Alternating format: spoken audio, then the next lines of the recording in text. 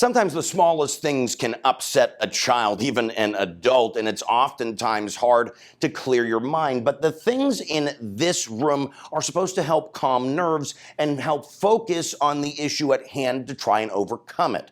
It's all about social and emotional learning, something many schools are starting to embrace as kids come back from the pandemic and into the classroom.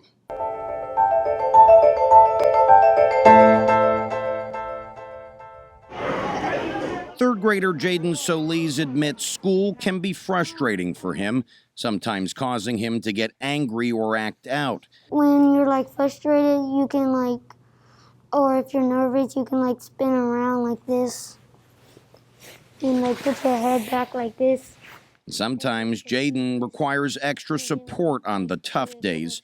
While resources were already being provided to him, this year he's able to utilize this new sensory room to help better regulate his emotions.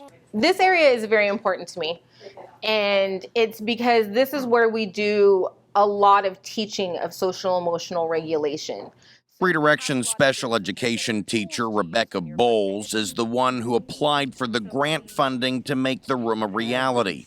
The concept is somewhat simple: provide students with a low-stress, fun environment to help train their brains to overcome sensitivity to certain issues, helping react with logic instead of emotion. So one of the things that we love to use are pool noodles. You can throw them and you can even tear them up, rather than throwing books or ripping up schoolwork. So here's something you can do instead of what you're doing. You can't just tell a child to stop doing this. You have to teach them a skill to do instead.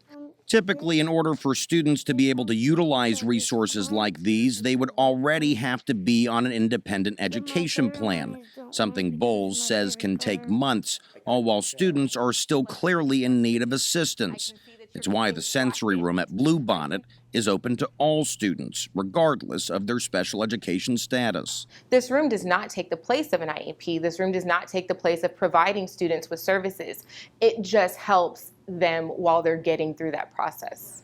Stress in the classroom isn't just a kid thing. Juggling dozens of students can be trying on teachers, too. Teachers like Coco Spalding.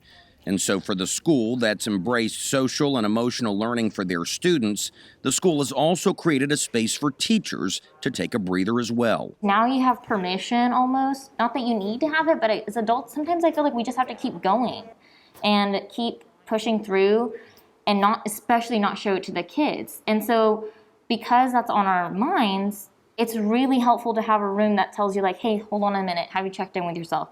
Is because that will affect your teaching. If you're something's bad happening in your head, you can just be in here and think about stuff. While Jaden feels better when he's in this space, the goal is to see the lessons learned about regulating his emotions extend beyond the confines of this privacy box and the sensory room it's housed in.